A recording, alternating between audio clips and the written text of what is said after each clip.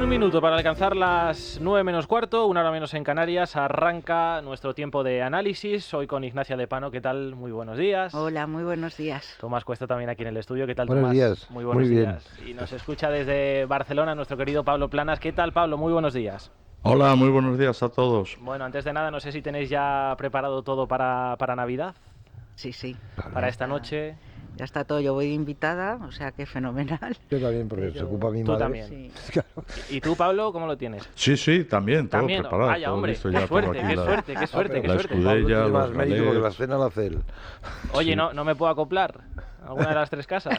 Sí, claro. Oye, por aquí, supuesto. en fin, esto es casa de todos. No voy saltando Claro. como de oca en oca. Si es que ya casas de algú.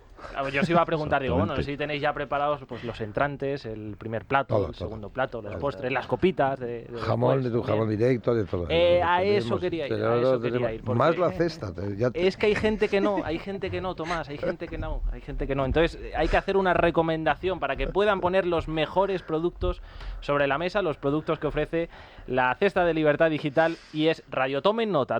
Yo no sé si ya les va a dar tiempo para Nochebuena o Navidad, pero queda por delante, por ejemplo, Nochevieja, queda Año Nuevo, queda también el Día de Reyes, así que están ustedes... San Esteban, si Y están San en- Esteban. También. Así que tomen nota. Un jamón ibérico de Guijuelo de entre 7 y 7 kilos y medio, una vela de chorizo y una vela de salchichón ibérico de tu jamón directo, una botella de vino tinto Aljibes, una botella de cava riojano Becker Brut Chardonnay, una botella de vermú de garnacha artesano Gran Reserva de Bodegas Escudero, una botella de aceite de oliva virgen extra Los Aljibes, una cuña de queso artesano de oveja curado, una morcilla de Burgos de Soto Palacios de Morcillas Águeda, un saquito de garbanzos de Pedrosillo de Legumbres Montes, una tableta de turrón artesanal de Gijona y una torta imperial de Alicante de Primitivo Rovira e Hijos. Además también una mini mermelada de vino tinto. Pueden reservar la suya llamando al 984 1028, 984 1028 por solo 295 euros IVA y gastos de envío incluidos.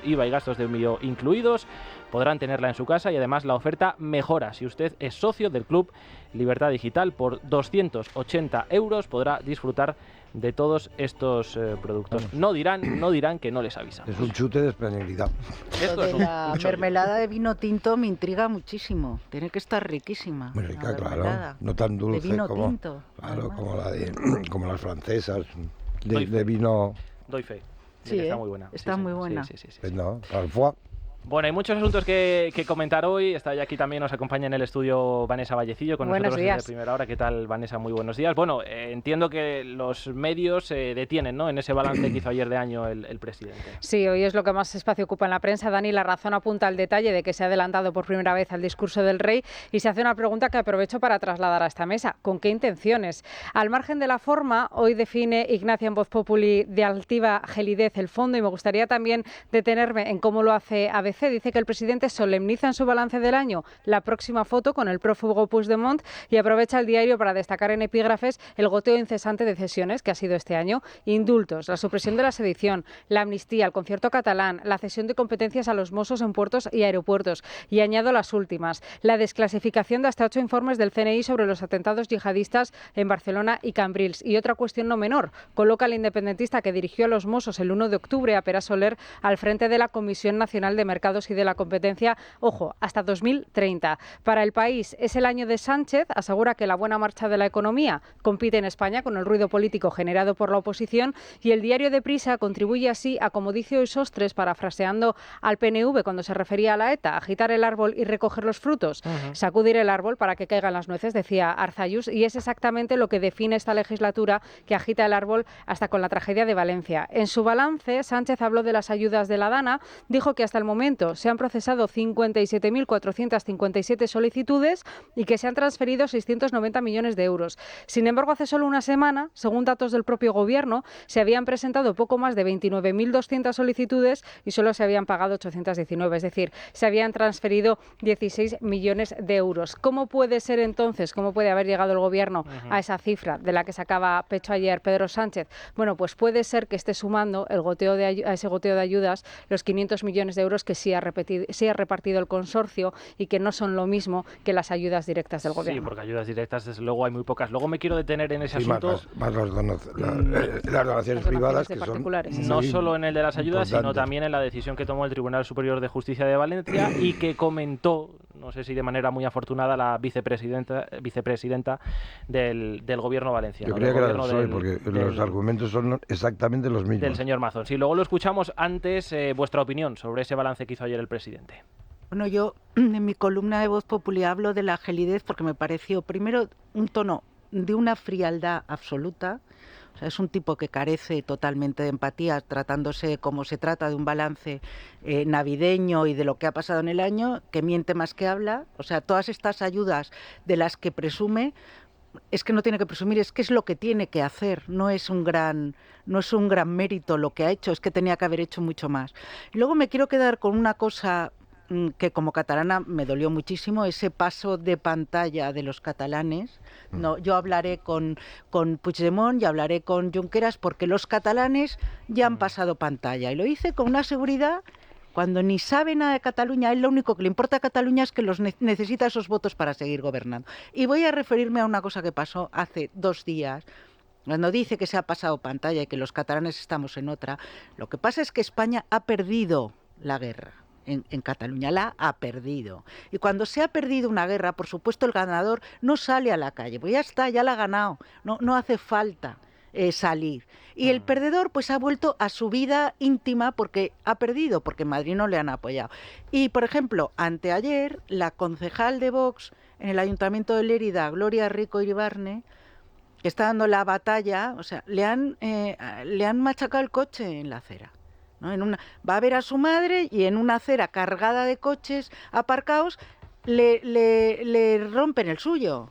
O sea, ¿y quién se lo ha hecho? Pues no sabemos, pero entre muchos coches el suyo. Quiero decir, en Cataluña no se ha pasado pantalla, porque a él lo diga porque le conviene. No, él necesita esos votos. No, ha ganado. Es que esto de Lérida tiene interés.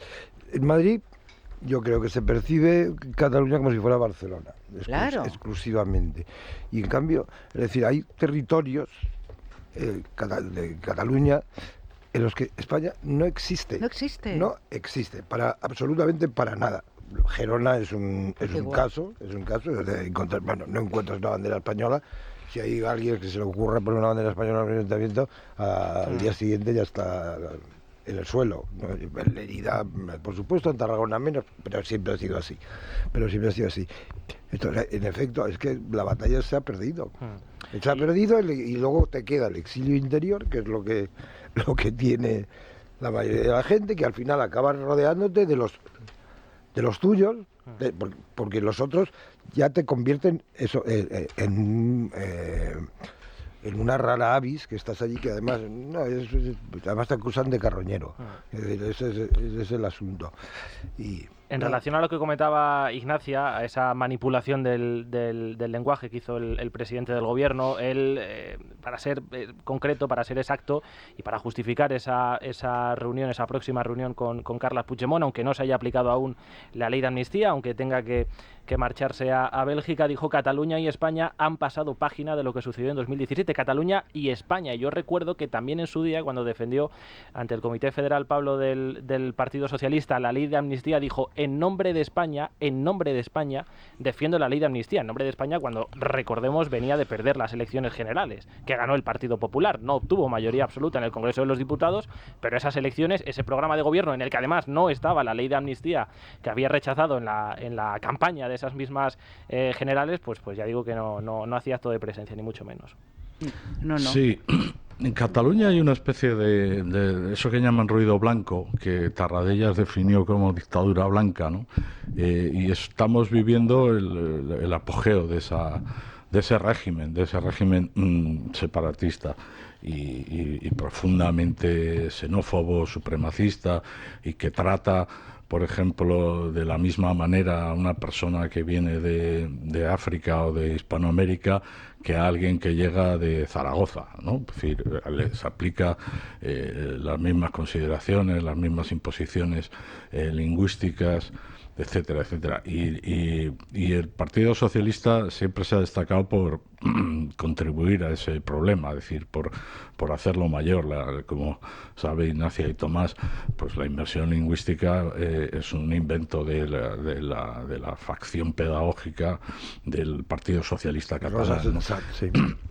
Entonces, ahora mismo Salvador Illa lo que está es practicando esa política, en fin, está consolidando el terreno que ganaron los independentistas en octubre de 2017, ¿no? Y eso, en fin, es una situación tristísima, pero que no es novedosa, en el sentido de que en el País Vasco la justicia y la policía y las fuerzas y cuerpos de seguridad del Estado le ganaron la guerra a la banda terrorista ETA, cuando se decía que no se podía ganar esa guerra policialmente. Bueno, pues se demostró que sí, pero después llegó el Partido Socialista para blanquear, cambiar, modificar, manipular la historia, y para que al final hayan resultado ganadores los teóricos derrotados, y pues operan, en el caso de Bildu opera pues como Junts per Catalunya, Esquerra Republicana, haciendo un chantaje permanente que en cualquier país un poco digno de sí mismo pues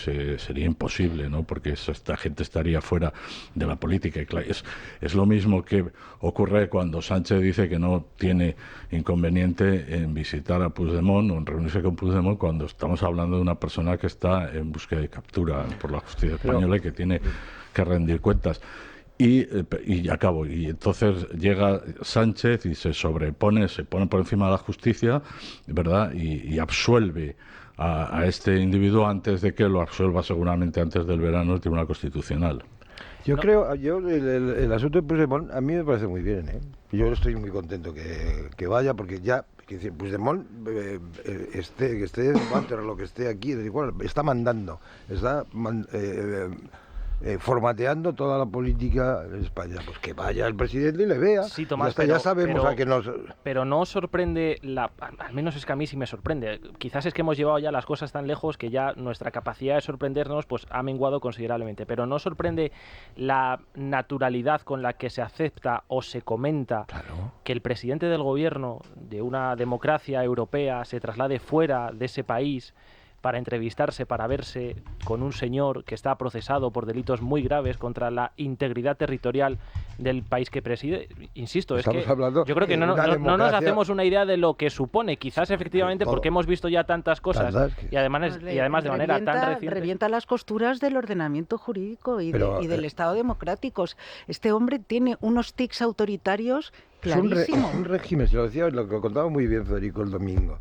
Es un régimen, no es, es decir, ya está. Él ha instaurado un régimen y a mí no me parece mal que ya se manifieste en toda su amplitud, porque me parece que será la única manera de que la gente reaccione.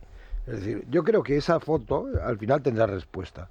Porque, sí, pero, ¿tú crees? Sí. Por menos se han hecho unas manifestaciones enormes. Mira, si no tiene ninguna respuesta cuando se haga, si es que se hace, porque ya lo aseguro hace un año y no ha sido, si no tiene respuesta cuando se haga, pues eso de que una democracia europea no se podrá aplicar. Yo es que ya no lo es. Te lo preguntaba, Tomás, porque electoralmente tampoco ha dado un vuelco a la situación. Todo el mundo pensaba, con la ley de amnistía el Partido Socialista... No, vemos las encuestas, escaño arriba, escaño abajo. A lo mejor es que la oposición tiene un problema, ¿eh? Bueno, a lo mejor también es que sus votantes están tan ideologizados que les da exactamente igual. Con tal de que, claro, esa es una baza, yo creo, fundamental con la que juega el presidente. Sánchez es muy listo y muy trabajador. No sé si es muy para listo, el mal, pero por lo menos muy trabajador. Es cierto eso que dicen, que sí, que a las 7 está en su despacho y se marcha a la 1. Pero Tomás, que estamos en Navidad, ¿eh? ¿Cómo puedes decir que Sánchez es listo y trabajador? Bueno, la misma frase. Digamos que es cabezota. Pues por eso, porque estamos en Navidad. Que el PP, la gestión que hizo, la incomprensible gestión que hizo Mazón de la catástrofe de Valencia, cortó toda la subida posible de votos del PP. O sea, claro, eso es incomprensible, sigue siendo incomprensible a día de hoy. ¿Qué es lo que hizo ese hombre ahí? O sea, y cómo no se ha ido todavía, y como el votante de la esfera de centro-derecha de España es más crítico con los suyos, mucho más crítico con los suyos, que los que votan al PSOE, que tragan con absolutamente todo, pues se han frustrado las expectativas de crecimiento de la oposición, que crece un poco, pero si hubieran hecho una gestión de la Dana correcta, ya no digo buena, simplemente correcta, el PP estaría disparado en estos momentos.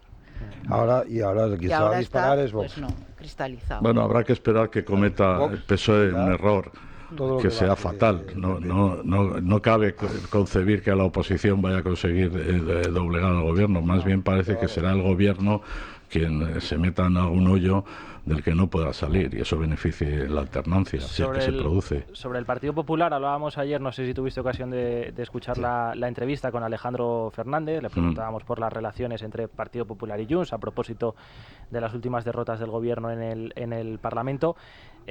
El Partido Popular reconoce esos contactos con la formación de Puigdemont, solo que pues los circunscribe a cuestiones concretas, fundamentalmente económicas en el Congreso. Mucho se ha escrito sobre esto, algunos quieren ver una alternativa que en el futuro pudiera, digamos, desalojar a Pedro Sánchez de la Moncloa vía moción de censura. ¿Qué opináis de este asunto? Si se le está dando una importancia que no tiene, o si el Partido Popular se está equivocando manteniendo esos contactos, aunque sea para cuestiones puntuales. Yo arrojaré esto.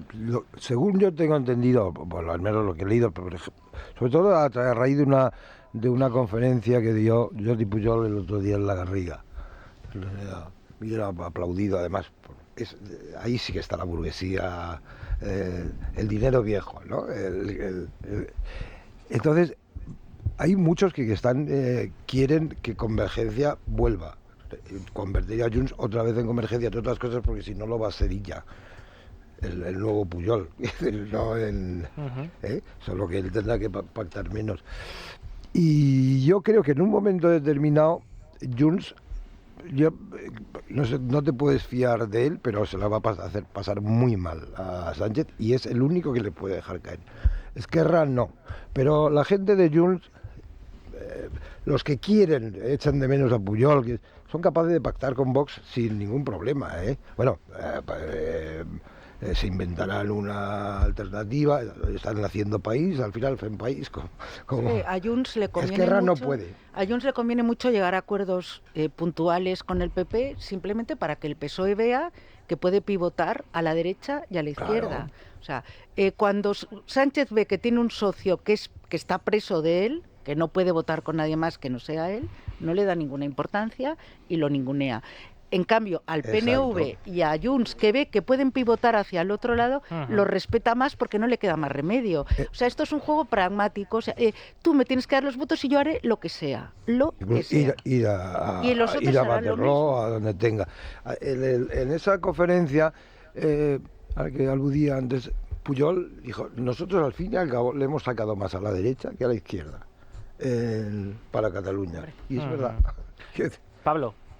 Sí, yo parto de la prevención higiénica, ¿no? De que estás hablando de unos políticos que son un partido golpista y que es un partido que no ha pedido perdón ni mucho menos por lo que ocurrió en el año 2017, que ha fracturado una sociedad y que causó una catástrofe social y económica en 2017 impresionante, ¿no? Y es un partido que no ha purgado que es verdad que hay una corriente interna que dice que vivían mejor cuando trincaban el 3%, que no era el 3%, que era más, y que quieren volver a esa situación, a ese status quo, porque ven la independencia pues como, en fin, a largo plazo, ¿no? Aunque la mantienen en sus ensoñaciones. Y entonces yo hablar con esta gente pues me parece mal, así de entrada, ¿no? Y puesto y dándome, en fin, poniéndome muy rígido y muy ortodoxo. Yo sé que la política es todo lo contrario, es decir, la política es hacer cosas que te tienes que tapar la nariz, y seguramente es lo que hace el Partido Popular con con Junts, pero yo no presumiría de eso. Es decir, yo no. El problema del PP es que no se tapa la nariz, es que le gusta. Sí. O sea, lo hace con gusto y además se cree que va a constituir una mayoría con Junts y con el PNV, que es lo que le pone. Entonces no lo va a conseguir. Además, Pablo, tú que eres el que mejor conoce de esta mesa Puigdemont, que has escrito una biografía de él, muchas gracias. con Iñaki Ellacuría. No sé si es bueno eso, si es un elogio el que mejor. Bueno, la primera biografía crítica. ¿Tú cómo ves al personaje? ¿Tú crees que puede, qué crees que puede hacer? Bien, Puigdemont es un tipo, para mí es el típico personaje que está en la barra de un bar y dice aquello de sujétame el cubata, ¿no? Y entonces proclama una república, luego se arrepiente, es muy veleta, pero en el caso de Sánchez está pillado, como en el chiste del dentista, por la no aplicación de la ley de amnistía. Entonces tendrá que esperar a lo que decía el Tribunal Constitucional y a partir de ahí, de lo que decida el Tribunal Constitucional, que obviamente será que Puigdemont merece la amnistía, etcétera, y que puede venir a España sin ser juzgado. A partir de ahí veremos a ver qué hace, pero hasta ese momento, que estamos hablando de 6 meses, puede amenazar mucho a Sánchez, pero no lo va a dejar caer. Y por cerrar este asunto, lo comentábamos ayer también con Alejandro, ¿hasta qué punto el factor Sílvia Orriols condiciona las políticas de Junts, no solo en Cataluña, sino también aquí en Madrid? Pues mucho. Es que tienen un discurso armadísimo los de Alianza Catalana. Y ella es muy buena, ¿eh? Ella es buenísima, pero no solo ella. Yo escuché una entrevista de Jordi Aragonés, curiosamente primo hermano de Pere Aragonés y que es el número 2 de Orriols, y es un tipo muy con un discurso que tú se lo compras, salvo por el hecho de que no nos aceptaría en su mundo ideal, ¿no? Salvo el punto de la independencia, y claro, Junts va a perder muchos votos por ahí. O sea, en la Cataluña profunda, en los pueblos, ya los ha perdido. Esto probablemente esta cosa de la ola de derecha mundial, donde más clara se ve, yo la veo mucho más clara en Alianza Catalana que en Vox, mucho más. ¿Por qué? Primero porque en ese terreno, en ese territorio, primero Vox se ha encontrado, también le perjudica mucho a Alianza Catalana a Vox, muchísimo, porque ¿dónde ha sacado comparativamente con el PP Vox más diputados? En Cataluña. Cataluña tiene 11 en el Parlamento.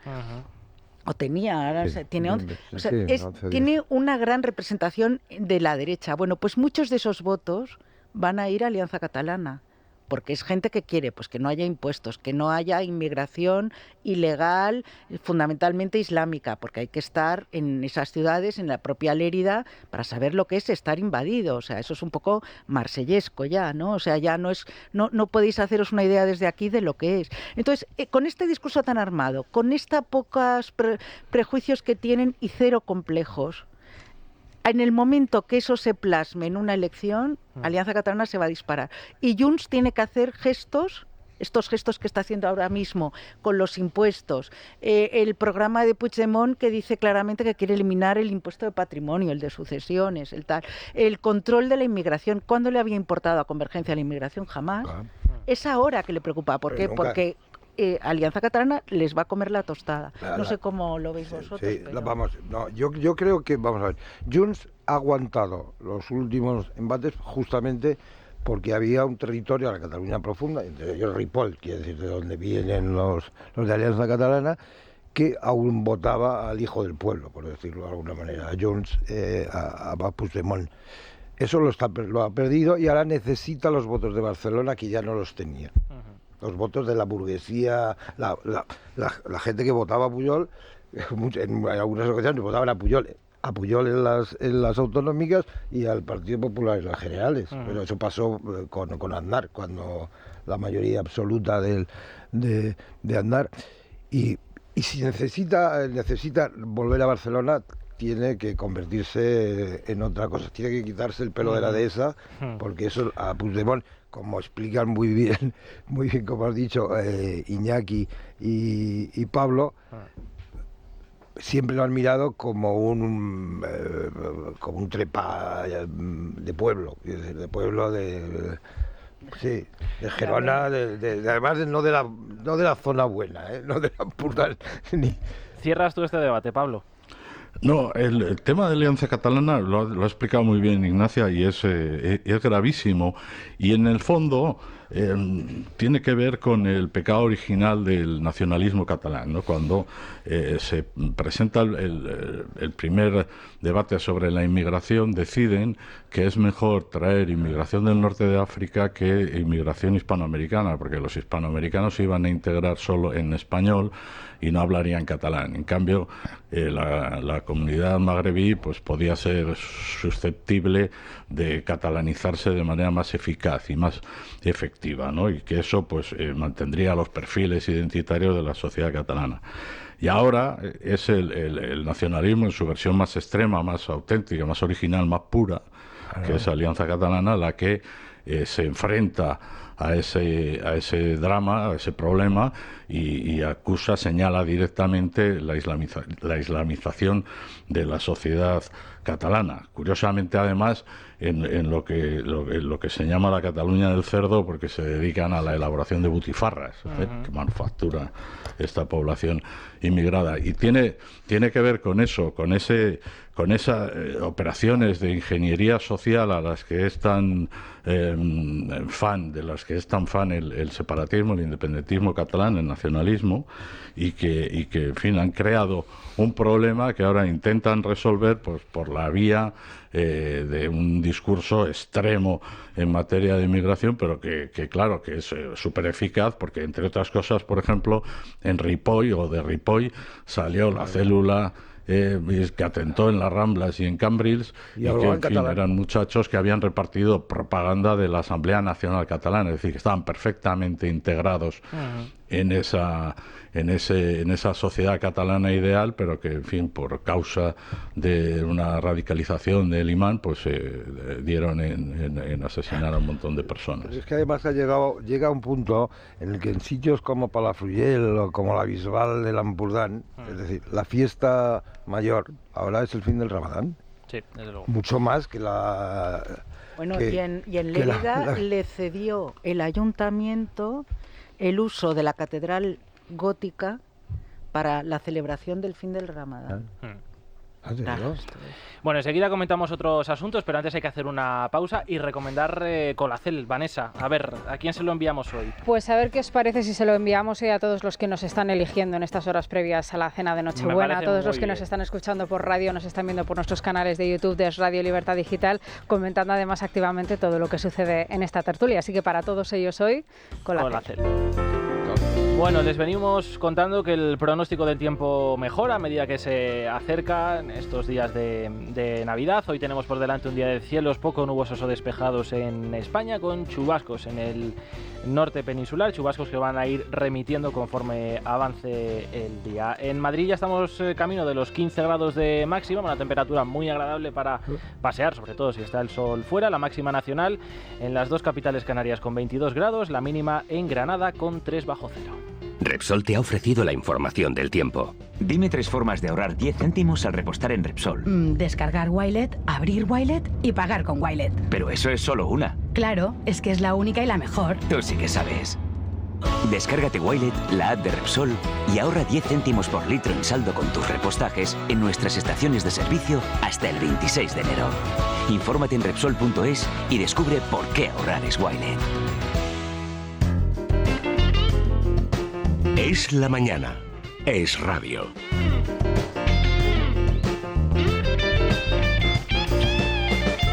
Luis Fernando Quintero, muy buenos días de nuevo. ¿Qué tal? Muy buenos días, Dani. ¿Cómo ha abierto la bolsa este día de Nochebuena?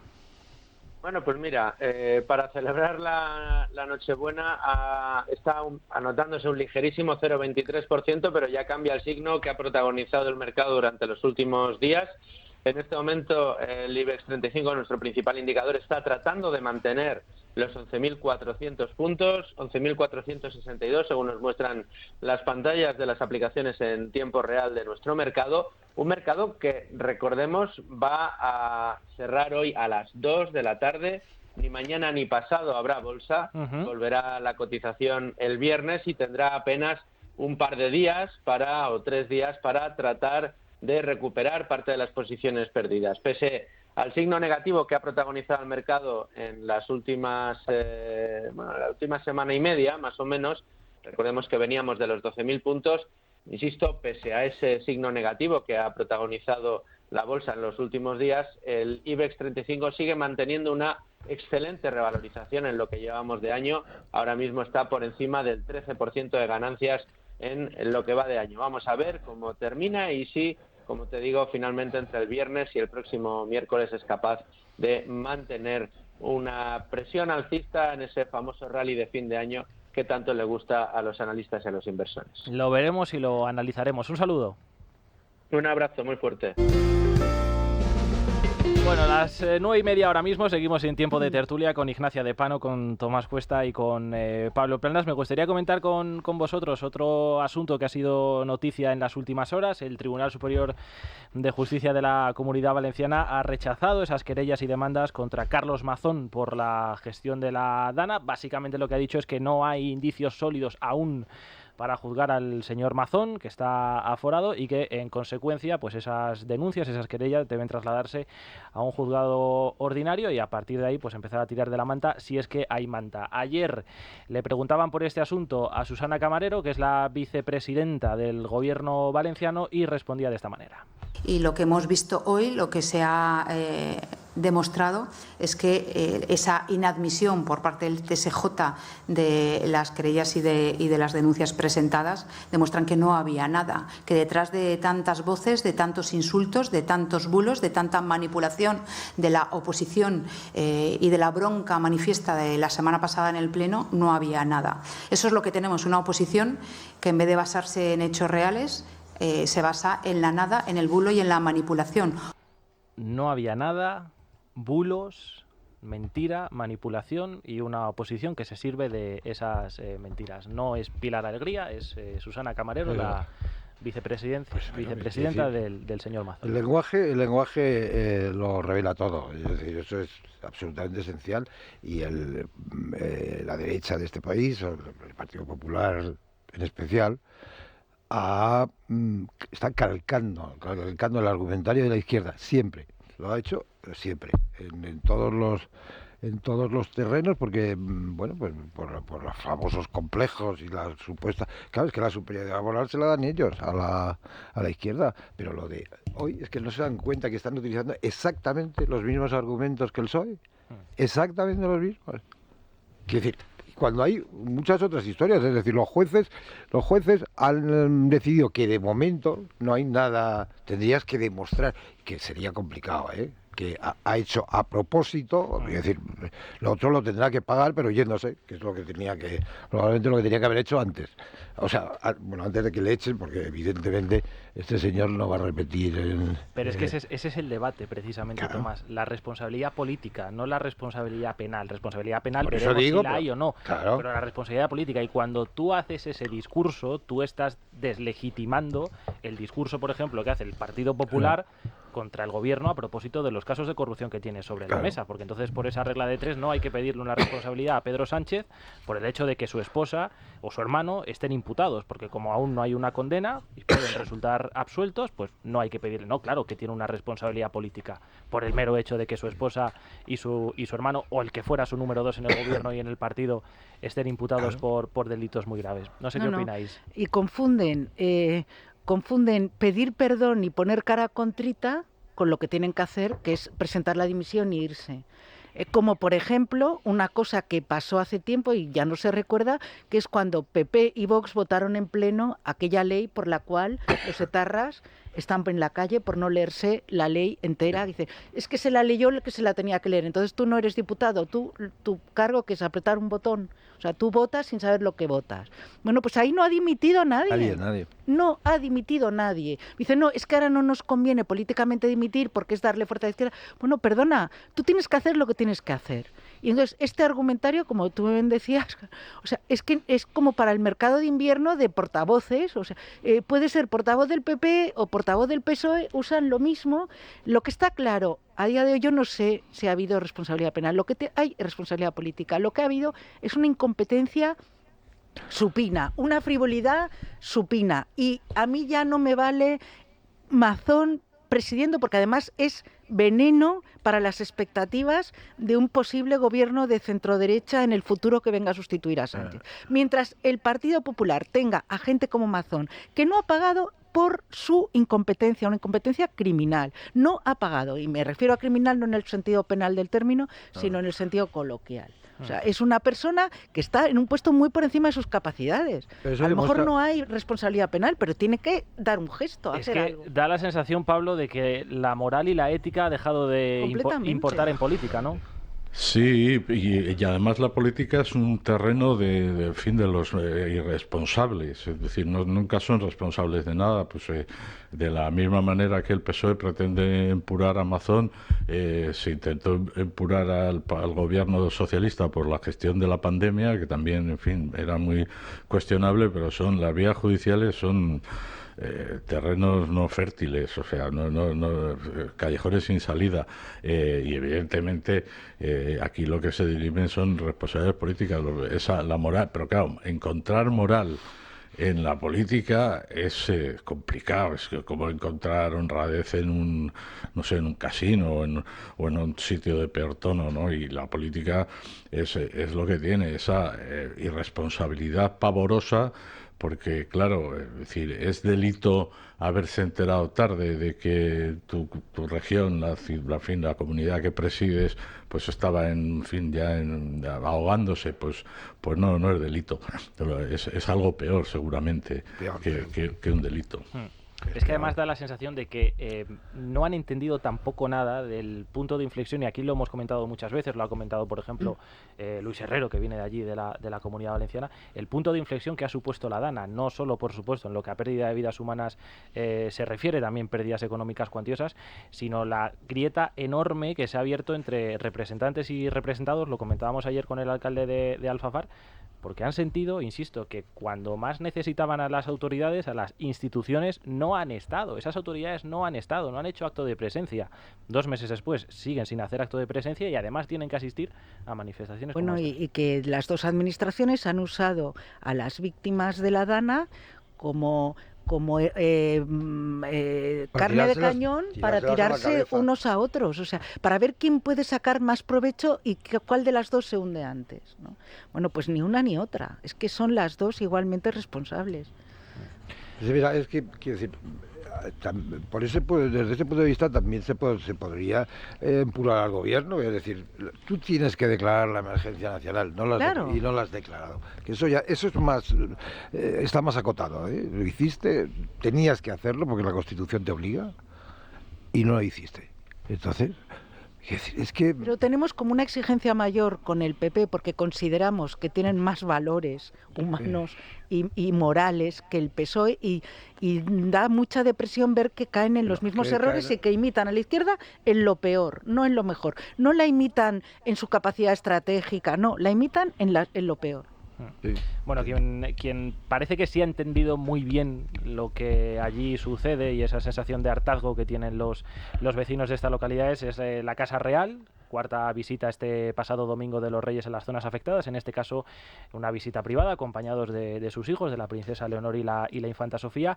Y hoy lo que vemos en algunos medios, Vanessa, es que el rey en ese discurso de Nochebuena pues va a detenerse, ¿no?, en lo que ha supuesto la Dana. Sí, parece que plantea novedades. Daniel, el discurso ya está grabado, como es tradicional, se grabó el pasado viernes, esta vez en el Palacio Real. Se elige este escenario porque fue el primero en el que Felipe VI, ya como rey, pronunció su discurso de Nochebuena hace ahora 10 años, así que esta vez repite. El discurso va a estar articulado sobre varias cuestiones: la necesidad de estabilidad, el valor de la Constitución y la necesidad de una unidad en todos los españoles, porque la división en el panorama político está derivando en una fragmentación social que ya hemos visto con la experiencia tras la Dana, que no es lo que necesitamos en estos momentos. Por supuesto, va a haber un recuerdo especial para las 200 víctimas de esta tragedia. Esta Nochebuena, como no podía ser de otra manera, sobre todo con la entrega que los Reyes han demostrado estos meses, y el discurso va a durar, como siempre, aproximadamente solamente 10 minutos en un momento en el que la imagen de la monarquía está en su punto álgido después de esas visitas a las zonas afectadas por Valencia. Y quizá una forma de medirlo esta noche, digo quizá, puede ser el dato de audiencia, que el año pasado, en 2023, bajó en 600.000 espectadores y fue el segundo discurso del rey menos visto. Bueno, ¿qué esperáis del discurso de esta noche? Y yo no sabía lo de que iba a ser en el Palacio Real, me parece un acierto, porque si la monarquía no es símbolo y liturgia no es nada, y yo creo que el rey está acertando dejándose llevar por su sentido moral. O sea, yo creo que estas visitas que tanto molestan a Sánchez porque lo ponen en evidencia, o sea, el rey está actuando como el reverso luminoso de Sánchez, ¿no? Los dos son dos tipos altos, dos tipos, uno muchísimo más guapo que el otro, aunque Sánchez no lo crea, y entonces el rey está haciendo todo lo que Sánchez no hace y le da una rabia que se muere. Cuando Sánchez salió corriendo, el que se quedó con la reina, con la cara llena de barro, y del que nos olvidamos siempre, el guardaespaldas de la reina, sangrando, porque tenía la cara llena de sangre, se quedaron allí y allí se ganaron el puesto. Claro, es que a mí me parece que este tipo de gestos que hace Felipe, como el discurso el 3 de octubre del 17, son los que dan sentido a la corona. Y el hecho de que se haya sacudido un poco los complejos y esté actuando con todo el margen que le confiere su autonomía, la autonomía de su representación, y no tenga ese miramiento extremo que tenía antes, me parece muy correcto, y creo que la monarquía está resultando ser al final en lo único en lo que podemos apoyarnos. Es que la monarquía representa a la nación, y eso cada vez más, cuando todo lo demás falla. Entonces a mí me parece, lo del Palacio Real también me parece muy bien, decir, lo de el chalecito y estar ahí, eso es como de nórdicos, una monarquía distinta. Nosotros hemos sido un imperio, y es ahí, en el Palacio Real está el tiempo decidido, está nuestra historia, está lo importante que ha sido es que hay cosas España para, es decir, la primera globalización la hace España. La hace España cuando los barcos que llegan desde aquí van a México y hay otro barco en la Baja California que va hasta las Filipinas y hasta Manila, el galeón de Manila. Esa globalización que es española y es la primera, de verdad, la primera. Que hasta incluso, por ejemplo, la ceremonia de la entrega de cartas credenciales, de la etiqueta española. Claro, lo que no se sabe, o lo sabe mucha gente, pero otra gente no lo sabrá, es que vinieron de Japón a copiarla. O sea, vino el Servicio Diplomático de Japón y las entregas de las cartas credenciales en Japón es una copia exacta del ceremonial español. Hemos sido mucho, de Felipe II, hemos sido mucho, seguimos siendo mucho, y uno no quiere ver el salón de su casa en la tele. O sea, es que ese Palacio Real somos nosotros también, y esto es lo que se había perdido. Es la nación, claro. Representa nuestra historia, lo que representa la monarquía, que es ¿verdad? Cuando la nación ha dejado de existir, ese es el libro fantástico, por cierto, que ha hecho José María Marco, de Después de la Nación, que la apunta que ya desde la Constitución la nación deja de existir en ese momento. En nuestra Constitución hay, creo que se refiere a España dos veces. En todo lo demás es eso, el territorio, todo lo que ha venido después. Y esto, en cambio, es la afirmación de lo nacional. A mí eso me parece muy importante y además le llega a la gente. Decía efectivamente Vanessa que la monarquía es una de las instituciones mejor valoradas, y yo creo, Pablo, que precisamente por eso es muy importante el discurso de esta noche del rey, porque nunca antes como ahora han estado tan cuestionadas, ¿no?, las instituciones. Sí, y por partidos de gobierno, además, y por el propio Pedro Sánchez. Hay una pugna que ya no es soterrada, que es una batalla por la imagen, pero también es una batalla por cosas más representativas, como decíais, sobre lo que sobre el sentido de la nación y el sentido de la unidad entre los españoles, ¿no? Y entonces, claro, como siempre, la vara de medir serán las reacciones de los partidos de Sumar. El Partido Socialista suele tener una reacción institucional, y después del descerebrado de Puigdemont y de Junqueras y de Bildu y de toda esta gente, y cuanto mayor sea su indignación, seguramente más aceptado habrá estado el rey.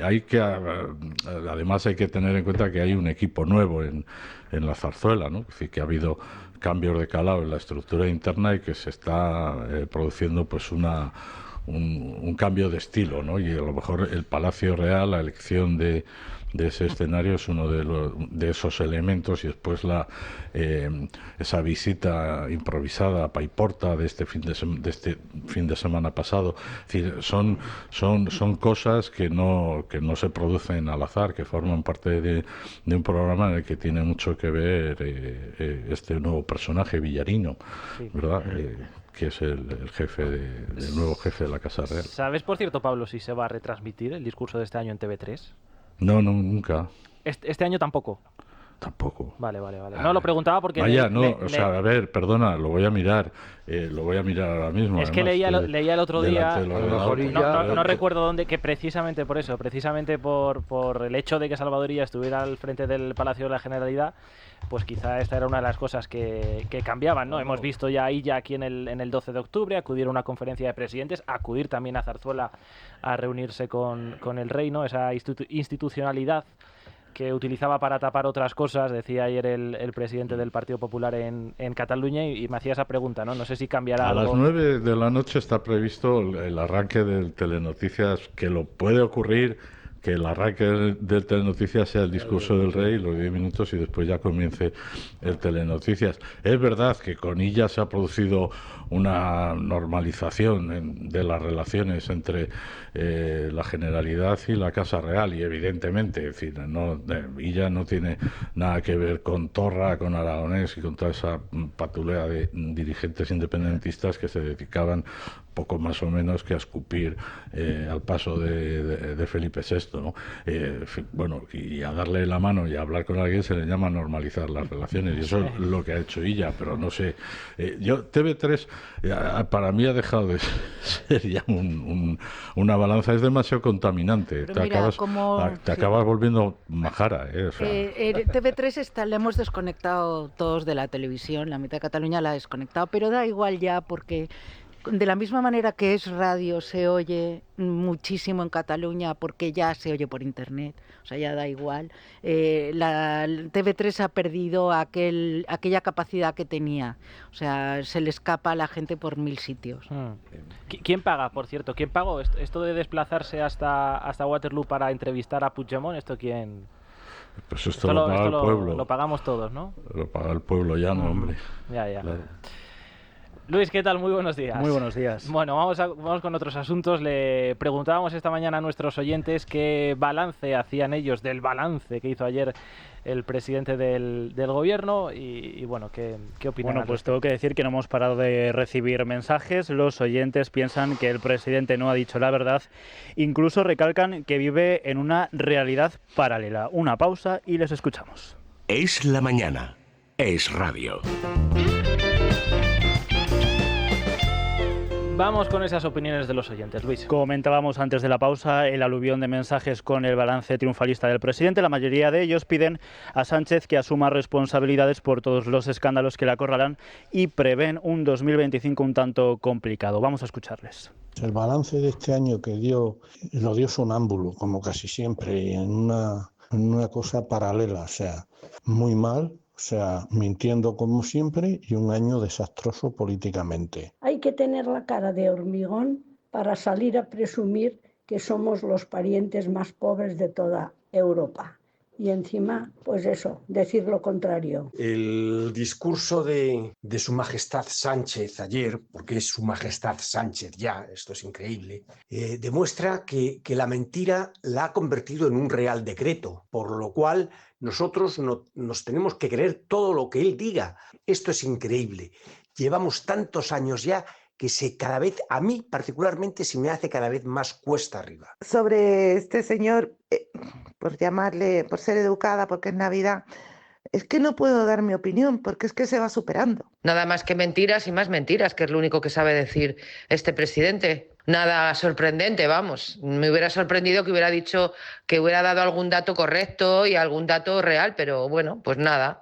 Lo normal en él, mentir, que es lo único que sabe hacer, como un bellaco. Está viviendo en una vida paralela a lo que es la vida real de la gente, riéndose de la sociedad, tratándonos como si fuéramos menores de edad. Yo no entiendo cómo todavía este gobierno no ha saltado por los aires, cómo tantas mentiras y con tanto descaro no les ha pasado factura. El balance que yo hago para el futuro de España, más oscuro que la noche más oscura, señores. Es que tengo por aquí una frase que pronunció a propósito de la ley de amnistía. Dijo: tras su aprobación, España ya es una democracia plena.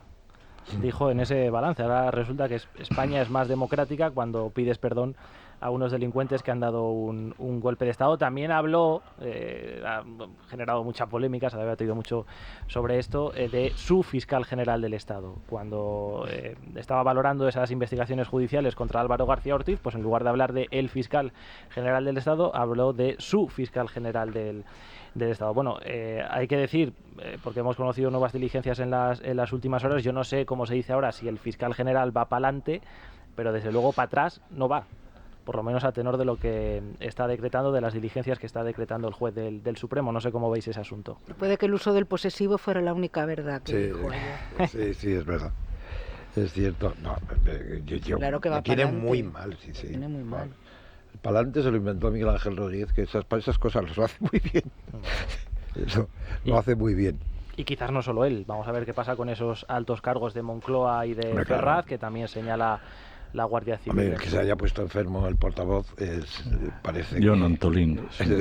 Jon Antolín tiene algo que ver con ir para adelante. 20 días después de ser nombrado y 4 días después de aparecer en ese informe de la Guardia Civil. Desde luego sería mucha casualidad. Bueno, pues enseguida hacemos una pausa y llega Sergio con las últimas novedades, pero es que en apenas 4 minutos abre sus puertas el Corte Inglés y nos vamos a ir hasta allí con Naya.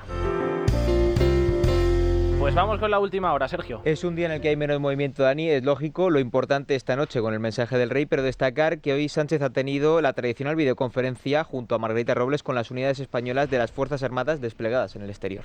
Todos los días del año, las 24 horas del día, veláis por mantener la seguridad en los espacios de soberanía e interés nacional y porque en emergencias y catástrofes como la provocada por la Dana, vuestro trabajo para socorrer a los afectados es absolutamente encomiable, que además de salvar vidas, permite ir recuperando poco a poco la normalidad a pesar de todas las dificultades provocadas por esta emergencia climática. Más allá de nuestras fronteras, por demostrar el compromiso de nuestro país con la paz y la seguridad en el mundo.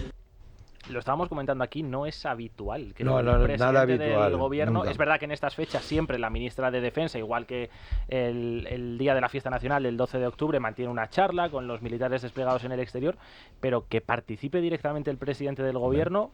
Para sacar el pecho. No lo recuerdo. Sí, el ejército ha sido fundamental en la catástrofe de la Dana, en la tragedia, pero cuando lo han dejado ir, tardaron 3 días en 3 días en movilizar al ejército. Y el primer contingente fue tan solo 500 militares. No era nada. Y eso no era nada, es decir, teníamos gente, perdona Pablo, para estar en el Líbano, pero no aquí. Adelante, Pablo. Hay que recordar que Pedro Sánchez era partidario de su primer Ministerio de Defensa, que después, cuando hubo la cumbre de la OTAN, parecía que había entendido lo que significaba el ejército e incluso se abrió a aumentar el presupuesto del Ministerio de Defensa, pero que ahora ha vuelto a demostrar que no tiene ni idea de lo que significa el ejército y para qué sirve un ejército, que esta gente, el Partido Socialista, el gobierno, lo ha reducido a un cuerpo de bomberos vestido de camuflaje y es otras muchas cosas. Ya está a la cola de la OTAN, España, de hecho, es el país que menos invierte en defensa. Bueno, más asuntos, Sergio. Hay que decir que, lo mencionabais también, pero el discurso ha empezado por esta parte, no por la parte de felicitar a los militares que están en el exterior. Se ha centrado primero en la cuestión de la Dana y en los militares que han apoyado en las zonas afectadas. Bueno, eso por un lado, que es el apartado más institucional del día. En cuanto a corrupción, no hay muchas novedades, lo cual es sorpresa también, pero sí que ha concedido una entrevista a EFE la directora del Centro de Investigación Oncológico, María Blasco, en el centro de la polémica por destinar fondos a compras de obras de arte, diversos viajes de miembros del centro y mucho déficit en su gestión según la auditoría que se hizo. Casas. Blasco opta por la estrategia que es propia de Sánchez y dice que es toda una cacería. Esto es una campaña de desinformación que está dañando muchísimo a la ciencia española, al CNIO y también a mi persona. Desconozco cuáles son los motivos, pero es muy desafortunado. Yo creo que ahora mismo mi deber es estar al frente del CNIO para aclarar esta situación y para hacer lo que me ha pedido el patronato que haga. Mi puesto, por supuesto, es algo que está evaluado, es determinado por el patronato del CNIO, pero desde luego en estos momentos lo que tengo que hacer es deberme a mi responsabilidad como directora científica del centro. A cobrar 200.000 euros al año para gastárselos para comprarse casas de dos en las dos. Las obras de arte de su señora y contratar un montón de personal no necesario y en todo caso de traer fondos de lo verdaderamente importante que es la lucha contra el cáncer. Esta señora es obscena. Es asqueroso, de verdad, y desde luego que esté tranquila porque no supone ningún detrimento para la ciencia española ni para la medicina, que está valoradísima. Es ella personalmente, ella María sí que es un Blasco. Para la ciencia. Es que de nuevo volvemos a lo que comentábamos antes de la ética y la moral. O sea, es que a ti como presidenta de un centro de este tipo te pillan desviando 1 millón de euros, aunque sea legal, que yo ya no entro en si es legal o no lo es, 1 millón de euros para obras de arte, cuando la razón de ser de este centro básicamente dedicar dinero a la búsqueda de tratamientos que luchen contra el cáncer, es que solo por eso entiendo que ya te tienes que ir. Pero de España te tienes que ir. Independientemente de que sea legal o no. Que les falta un microscopio que vale. Pero ni siquiera tu casa, te tienes que ir a Laponia, porque es que es una vergüenza andar por la calle. Esta mujer no tiene, bueno, la ha escogido Sánchez, claro, ha escogido a alguien parecido a él. Ya viene de lejos. Sí. Más un último asunto, Dani. Hoy estamos en un día especial y emotivo, pero en el que no se debe de dejar pasar que hay mucha gente en situación vulnerable que no vive estas fechas con cierta normalidad. Por eso, entre otros muchos sitios en Madrid está en marcha Nadie sin cenar, un proyecto que quiere conseguir que una noche tan señalada como la de Nochebuena, nadie que vive en la calle se quede sin una cena especial. Este grupo, por cierto, también se desplazó a Valencia para ayudar a los afectados por la Dana. La iniciativa cumple 10 ediciones seguidas y es idea de Jorge García Trilla, un hostelero de Madrid, que nos explica cómo funciona en declaraciones a este programa. Este proyecto está dedicado única y exclusivamente a la gente que duerme en la calle. Pues consiste en preparar 500 cenas todos los años, el día 24. Las preparamos durante 3 o 4 días y luego el día 24 vamos a la Catedral de la Almudena, hacemos un evento allí y desde allí salen más de 500 voluntarios a repartir por todo Madrid. Pero sobre todo la gente invisible, los que están en la calle y bueno, que se sienten abandonados. No solo le damos la cena, también les compartimos con ellos como 1 hora o 2 horas de conversación. Bueno, pues una buena obra, claro que sí. Que la conversación yo creo que les alimenta más que la comida, que evidentemente también. Y que les miren a los ojos. Pero que les miren a los ojos, sí, que no vuelvan la vista cuando los ven en un rincón, o en un cajero. Es que hace mucho frío, ¿eh? Desde luego. Bueno, ¿qué planes tenéis previstos para estas fechas? Que no os he preguntado. Más allá de esta noche. No, nada. Yo iré por aquí con la familia. Iré al campo, sí, con la familia y luego pues nada, Guadalajara un rato. Hace frío en Guadalajara, ¿eh? En estas fechas. Sí, hace frío, pero bueno, a mí me gusta el invierno en el campo. El campo es muy... los mediterráneos como Ignacia siempre echan de menos el mar. Yo siempre digo que el mar es casi siempre igual, en cambio el campo cambia todos los días. Es muy distinto. Pablo, tú allí en Barcelona, ¿no? Por si vuelve Puigdemont. Sí, bueno, yo haciendo guardia. Sí. Y bueno, intentando sobrevivir a estas fechas. A las comilonas y, en fin, y a los dulces y esas cosas. La verdad es que es una detrás de otra. ¿Y tú, Ignacia? Yo, pues muy bien, en familia. Aquí una primera parte y la segunda ya en mi campo y viendo los Pirineos. Y bueno, y también quisiera recordar también a todas las personas que han perdido a alguien o que están tristes, porque estos son unos días muy difíciles también para ellos, pues un recuerdo para ellos y que de todo se sale, de todo se sale. Isabel González, ¿qué tal? Muy buenos días. A ver, oye, que estás ahí, ¿cómo hago yo? Preguntarles a todos por sus vidas privadas. Cosa que no me responde ninguno, porque ya sabes que en esto del corazón está como muy de moda decir yo de mi vida privada no hablo, y de hecho la que lo hace más es Paloma Barrientos, que en un ratito se sienta aquí en esta mesa de tertulia. Bueno, ¿nosotros de qué vamos a hablar durante las próximas 2 horas? Por un lado vendrá Morós a hablar de libros, hoy además en uno que recorre la ciudad de Madrid con algunos de sus rincones más especiales. Y ahí, mira, Tomás Cuesta tiene mucho que decir, porque yo creo que eres uno de los grandes sabios de la capital de España, y además desde esas piernas que tienes que te hacen caminar de un lado para otro, sí. porque te vas de Usera hasta Juan Bravo caminando y, Sí. ¿verdad? Y no Sí, hay sí. nada. No, es que Madrid siempre tiene alguna azotea o algún... Es estupendo. Ese viaje es muy bueno porque es casi un viaje sociológico. Vas cambiando de gente, de arquitectura.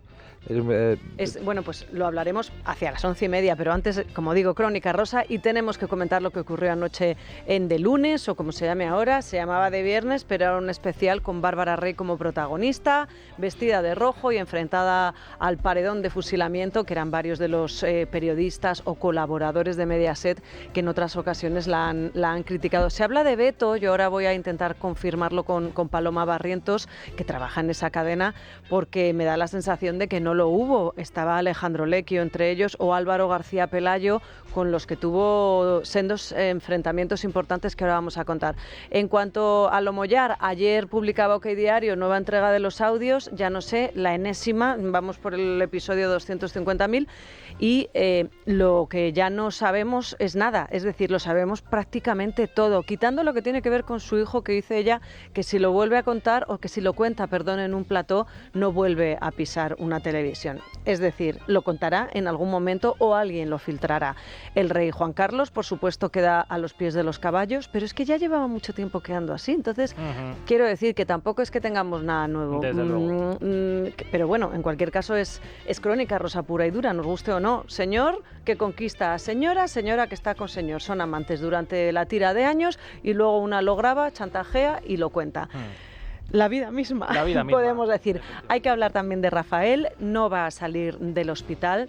Se dijo que existía esa posibilidad, pues no, al final Rafael va a pasar la Nochebuena y la Navidad en el 12 de octubre, le están haciendo pruebas y de hecho la Navidad en los hospitales, además añado lo que decía un poco Ignacia, son épocas muy tristes, pero también puede ser momentos muy íntimos de familia en los que se esté confortable y en los que se esté acompañado, así que nosotros... Además en el 12 de octubre ya han estrenado el nuevo edificio. El nuevo edificio, sí, es menos decrépito, era muy viejo, inhóspito, sí.